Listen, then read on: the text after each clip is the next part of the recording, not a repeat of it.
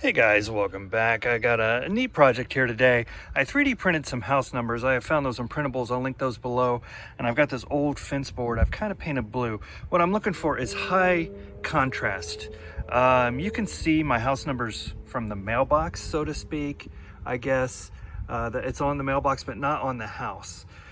So I didn't want to mount it to the brick, so I wanted to make something that was high visibility.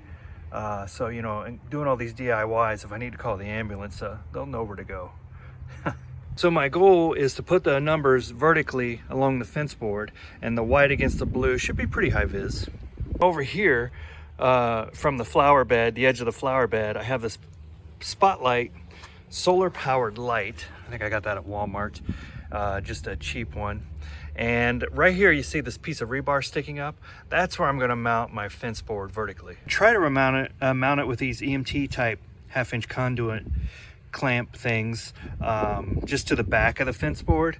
I'm going to get it all put together and I'll show you what I'm talking about. But I am going to have to cut this fence board down, probably, I don't know, right there or so. We'll see. Okay guys, and here we go with the finished project. Now what I did is I did stack them on a couple stones just to get it a little up higher. I should have maybe not cut it off as low, but it works perfect that way. You can see it well from the street. And this light, hopefully, will light it up at night. I'm pleased with it. I think it turned out good. We'll see how the numbers hold up. I'll make an updated video about it. Worst case, I have to print the numbers every now and again. But there we go. We'll see you next time.